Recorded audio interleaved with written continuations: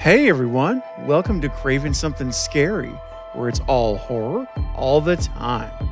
Now in this video, I'm going to discuss something very exciting if you're a Scream fan, and especially if you're a fan of Scream 3 as I am. So yesterday afternoon, the Scream Trilogy website launched a link where you could watch or download an assembled early cut of Scream 3 dating back to October of 1999. Now, it features over 20 additional minutes of unseen footage in this edit. Now, the runtime is over 2 hours and 22 minutes. I have completed watching the full film, and I'm very excited to explain the highlights of the new footage. So, bust out the Jiffy Pop and your favorite movie beverage, because it's time to talk about some new footage from Scream 3. Let's go! It's David Arquette, Dewey from the Scream movies, as you know. Remember, there's only one rule to surviving a horror movie, and that's subscribing to Craving Something Scary.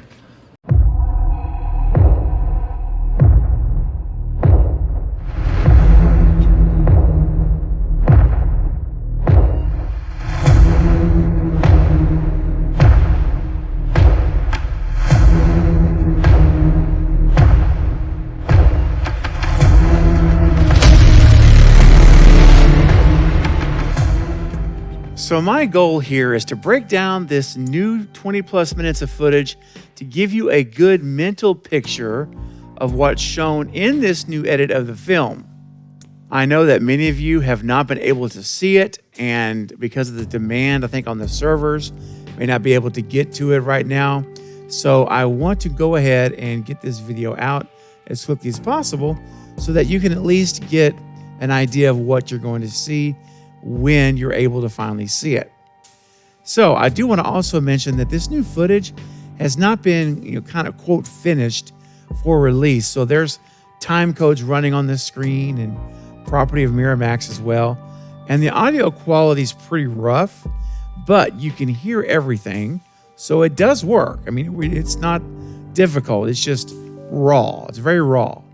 But I'm going to explain what I see to you guys that I thought was notable, and I highly recommend you watching this as soon as possible over at scream-trilogy.com. It is the oldest active Scream site on the net. Fantastic website and resource for all things Scream. So just make sure you go check it out there. It is amazing. It's a great site. And so there you go, guys. That's where you can see it. But in the meantime, let me go ahead and dive into these observations. Now, we're going to start. I'm going to pretty much go in the order of the movie. As I watched the film, I was basically typing notes. So it should be pretty much in chronological order of the film is the way I set this up. So we're going to start with this beginning. Now, the opening has additional footage of Cotton in his Suburban on the phone with his agent and also with Ghostface, both as a female voice and ultimately as the Ghostface voice. And there's a point where he gets a call and, he answers it and he hears the female voice, and he puts his agent on hold and says he has Harvey on the other line, in which I cracked up, of course, because you guys know this is Dimension Films and Miramax, and that's a little inside thing Wes put in there for Harvey Weinstein, of course. So I thought that was funny. Now, the dialogue between Cotton and the female voice on the phone is much longer in this version than the theatrical version. And there's a great line where basically the female voice wants to play a game, and she's like, it's a horror movie question, and it's a movie about a killer car. And Cotton cannot remember the name. He says, I know it starts with the C, and he goes, that Carrie? No, that's Prom, Cujo, no. And he goes through this for a little bit, and he can't remember the name. So the female voice says, "Your girlfriend didn't want to hear that. Not your girlfriend, Christine." Which, of course, is the name of the movie, Christine, and it all clicked because that's his girlfriend, and we know back in his apartment or his townhome where he lives. Now, once Cotton arrives at his residence, the scene is similar to what we see in the theatrical version, but it's also very different. And what I mean by that is, after exploring the upstairs, Cotton moves downstairs when Creed starts playing on the stereo. And it starts to get really intense from that point out. And he's now talking with who he thinks is Christine, because she's nowhere to be found anywhere in the house. And Christine on the phone claims to be at a Starbucks a few blocks away. Well, he notices the back door is open. And on the phone with her, she tells him to grab a baseball bat in the closet. So he goes to the closet, opens the door to get the bat, and guess what? Christine's dead body falls out of the closet, and he gently takes her body down to the floor. And so then he stands up, and Ghostface comes inside the house behind Cotton. So it's a real big jump, real big surprise. Stabs Cotton. Cotton falls down to the floor. Then Ghostface pushes a button on the voice changer, and now we hear Roger L. Jackson's voice, and he says, "Time for my show, Cotton. You've been canceled." And then Cotton says, "But I'm in the sequel." And then Ghostface delivers the final stab, leading into the title card for the movie. So that's the opening. It's a longer opening. There's elements of this opening that I like better than the theatrical version. And vice versa. So you just need to see it for yourself, see what you think. I definitely liked how this opening flowed in the car. I liked the conversation. The biggest thing I liked more, I think, for me, was the conversation with Cotton and Ghostface. And it's much more detailed, doing the game thing. I just liked the dialogue. I thought it was good. So I do kind of wish that had been left in, but it's cool. It's cool to have both versions now. You can see how it was going to be and how Wes decided to do it. All right. The next note I have is after Gail gives her lecture, is told someone from the police is there to meet her. This is a really cool scene. It shows her walking up a stairwell, and then we hear music playing that's similar to Dewey's theme, but it's not Dewey's theme. And she can only see like the left side of the man standing up there. And she has this look of hopefulness on her face, this little smile. And you just get the sense it's like she's hoping and anticipating it's going to be Dewey. And then when she reaches the top and she can see Kincaid, her subtle smile just goes away. And it's just a little moment that I thought was great. And I do wish that had been left in. It was just a cool moment. All right, now the scene after Sydney sees that Cotton is dead and she's in her house. Remember, she turns the TV on, and they're talking about Cotton Weir. He's been murdered. She drops the dog food. She's feeding her dog. She drops the sack of dog food on the floor, and it spills. And then she leans down to clean it. The dog comes over and starts to eat the food, and she really snaps at the dog, like, "Get away." And she's really having basically a breakdown moment here. It's actually very powerful, and when you're watching it, and she's sitting there, and she's her hands are shaking. And then she kind of just starts to pick the dog food up, and then she just stops and just breaks down. And it's a powerful scene. It really shows right there at the beginning how she's dealing with the PTSD, the post-traumatic from all this stuff.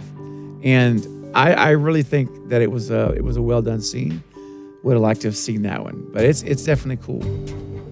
And then also when they're on the set, when we first then go to the set on the sound stage, there's some extended dialogue between Milton and Roman and Roger Corman there on the porch of the house set. And also, when Milton talks with Kincaid and his partner, when they first are walking through, there's a little extended dialogue. And there's just a little bit more also between Gale and Dewey in the scene when they first meet. So there's just a few extra lines they've added into those scenes. My next note is after Sydney's dream sequence with her mom, Maureen Prescott, she hears a noise at the door. And this was I really liked this scene because, normally it cuts after that in the theatrical version. But after that, she hears a noise at the door and she goes over to her drawer and grabs her pistol and she walks towards the front door.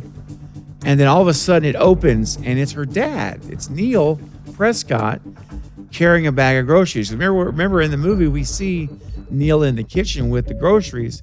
Now we see him actually entering the home. So it was a cool scene. It was real tension there because you don't know, is it Ghostface? Who's at the door? And so that was a great scene that I do wish they would have kept in. Next up, now we're at the Sunrise Studios, and normally Sarah Darling just pulls up and parks to meet Roman, and is what we're used to seeing. This time we see her coming to the front gate, and she's stopped at the entrance by security, and she has to show her ID before she's allowed to enter. And also the fight sequence between Sarah and Ghostface is longer, and it has a more intense ending. Rather than him just shoving her through the glass, a window rather, of that door and then stabbing her in the back, it actually lingers longer on her being stabbed in the back. And it just draws it out longer than the theatrical version. And as a result, it makes it much more of an intense scene. And I wonder if that's one reason why West ended up cutting it down, because of the environment at that time was really anti-violence with the whole Columbine, all that stuff. So I wouldn't be surprised if that's the reason why it's shorter in what we have now versus this longer version. But I liked it. It was a very intense ending to the fight. Okay. Next up, after speaking with Stone outside of Jennifer's house, Dewey this time gets into his vehicle. And then all of a sudden, Gale leaps up from the back seat for a big jump scare. And Gale says that she's too smart to get killed. And then Dewey cracks this line and says, well, you're not exactly a virgin, because of the rules of horror. And then he explains to Gale that she comes back in the end scene because she is the killer in Stab 3. And then we also have some extended dialogue between the Stab cast back at the set of the house. It's just a little bit longer. We also have extended dialogue now between Dewey and Jennifer. This I thought was interesting. So whenever Gale, remember, is creeping outside of the house, walking over to the window to eavesdrop on their conversation, Gale's listening outside. And then Jennifer has this line where she asks Dewey to stay even if they don't make the movie. If Stab 3 doesn't get made, she still wants him to stick around because there's always movies that need a cop, a police officer's technical advisement. So that was interesting, a little line there. And it further shows, that Jennifer definitely has some interest in Dewey. Let's just say, you could tell from that. Now, the attack scene in Dewey's trailer between Stone and Ghostface is longer and also more intense in this version.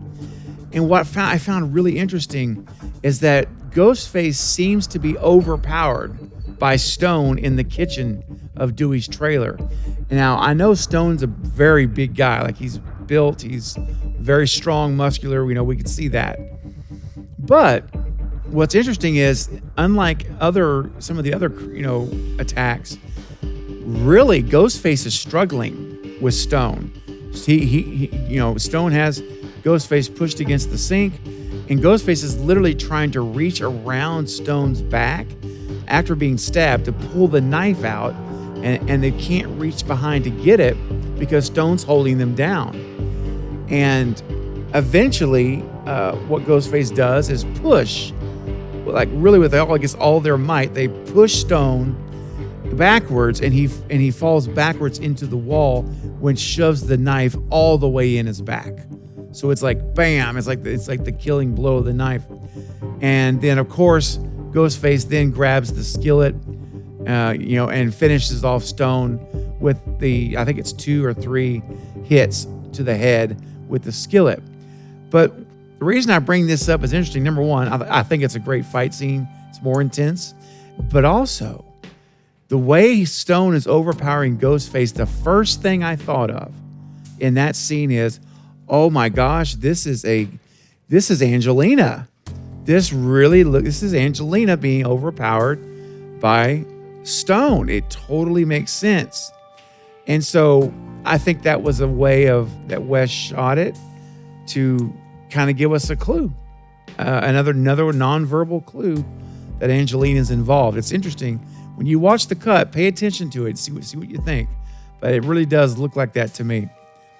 Now, there's also great additional dialogue between Ghostface and Sydney on the phone back at her house when she thinks it's the crisis line that's being called. There's this line where Ghostface says, she talks about calling the police. He says, Terminator mowed down an entire precinct to get to Sarah Connor, and Hannibal Lecter gets the police to roll him out of his own cell wearing a cop's sliced off face. So I thought that was really cool dialogue there. Again, showing the movie knowledge. It's always the center of all these phone calls a lot of times. So that was just cool dialogue that I thought was neat. Now, this next part was fantastic. We actually get a shot of this room. You'll see the image here on the screen with the computers. This is all this set up, and it's Roman's lair is what this actually is. And this is where the voice changer and all of this stuff happens. So basically, we see these images here where, that's here on the screen. We see, the Roman, the voice scan, download to disk, and then we see how this works. It gets downloaded to the disk, the voices, and then we see Roman putting the disk inside of the voice changer itself. And so he puts it in there, and then we see it turned on. And so this would show how this voice changer worked and how it was, how it was able to do it. Just a really cool scene. And I do really think this would have been great to have in the movie, just to give us that. Because one of the big questions people have always asked is, how does he do that? How does this thing work, right? It's a mystery. And this would have really shown the process of what happens here and how he gets the voice changer to work. So it's really cool. It's a really cool scene. And again, I would love to have had it in the film because it answers those questions. It just answers them right there. All right, now, next up, Sid and Dewey are talking outside of the studio. They're outside at this point. And Sydney says, I'm going to go use the restroom and I'll be right back. And then Dewey says, you're not supposed to say that, which is, of course, a great callback to Scream 1. And this is, what leads Sydney into the bathroom, running into Angelina, which that scene is essentially the same. Now, here's something that's real interesting. Whenever she leaves the bathroom, remember to try to give her comb, or her brush rather, back to Angelina. When Sydney discovers the murder scene of Maureen, and remember we had the figure under the sheet, the bloody sheet. And remember when the sheet, she turns around and they stood up, in the sheet, and they're walking towards her in the room. And Sydney then jumps out of the window and falls down.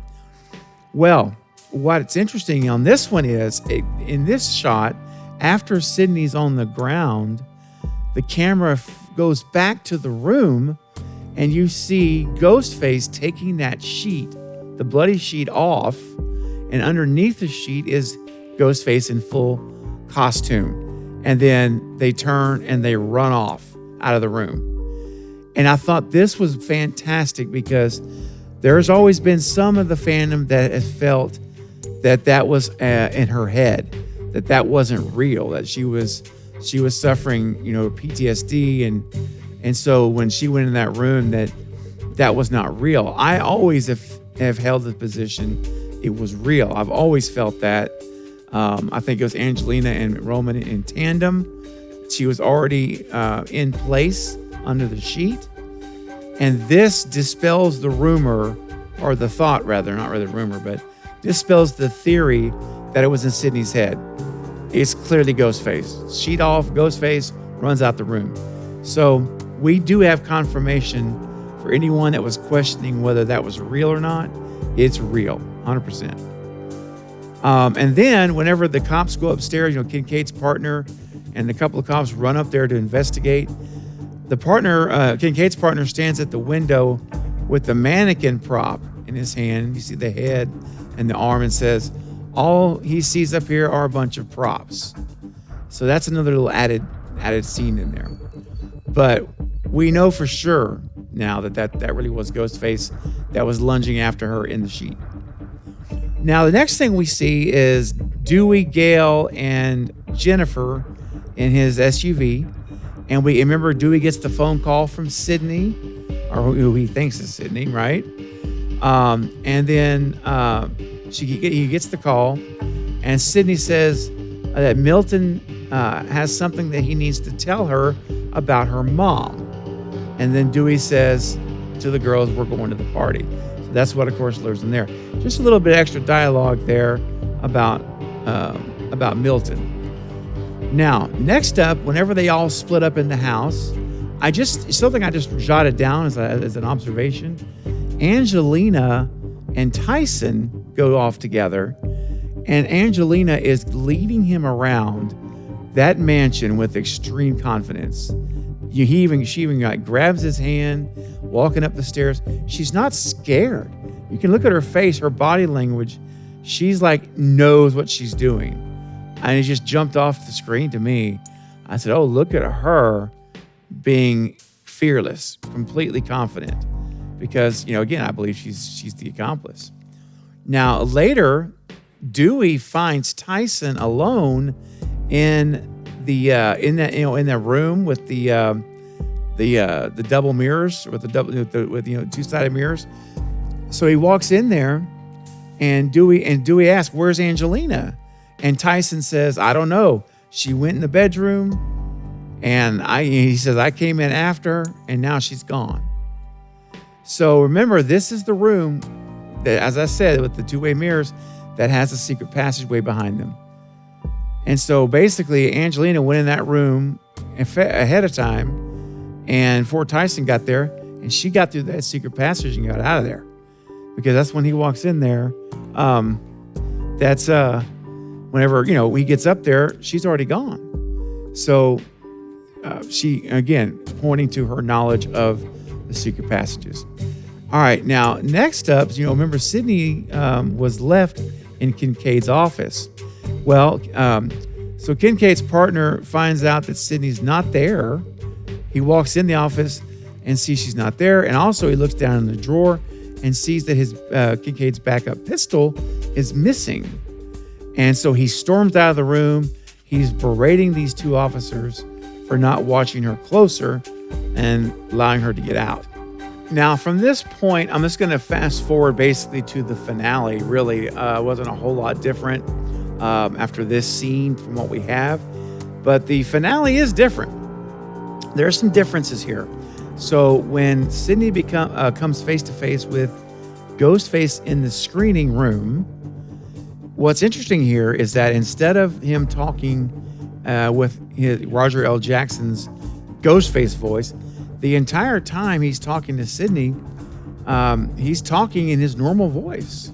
So the entire Roman monologue is done not in Ghostface's voice, but in his own. And I don't know. I just personally, I prefer that being the way we have it. I like the Roger L. Jackson's voice doing the talking in this scene until the mask comes off. I just think it delivers a more powerful reveal.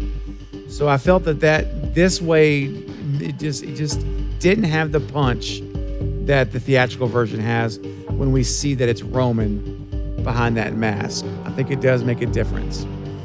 And then one other thing that Roman says that's interesting when he's talking to Sydney is that he says the police don't know.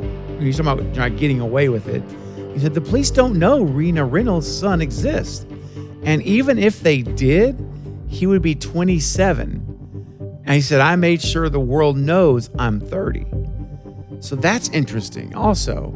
So he was lying about his age. He was telling he's celebrating his 30th birthday, making it a big party, a big deal.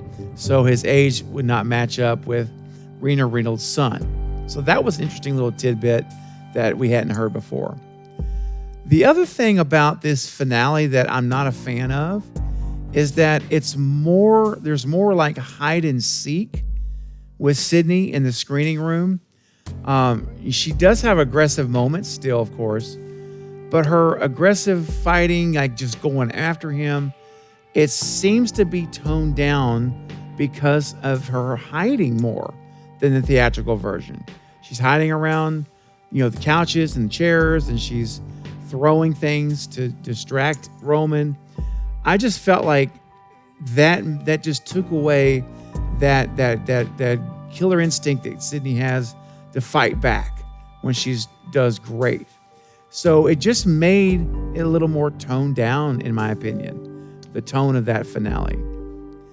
And then just a couple of notes here. The last notes I want to share is that, remember when Sydney's behind the bar and she gets the ice pick, getting ready to stab Roman?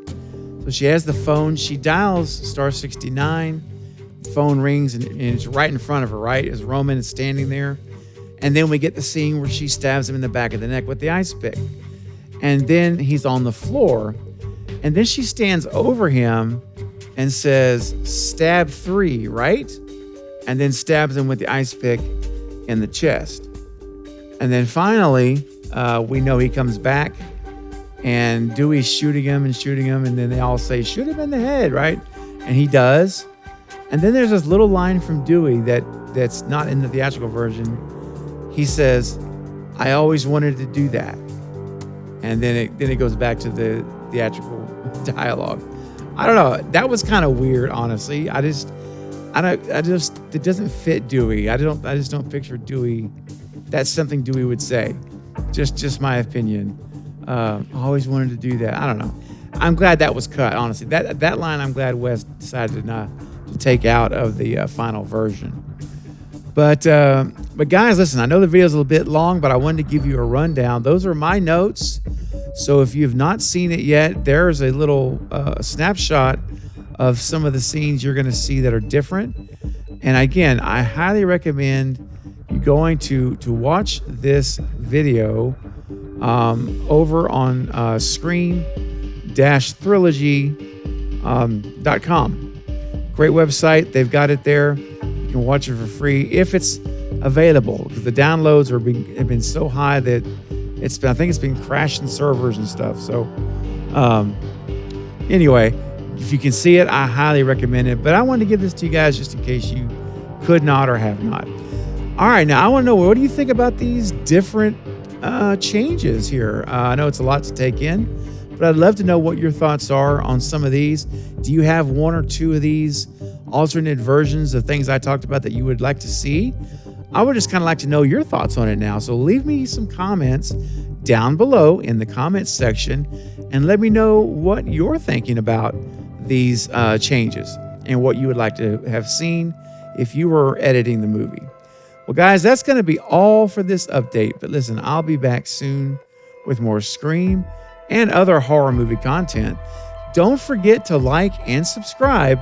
And until next time, this is Craving Something Scary, where it's all horror all the time. Thanks for watching, guys.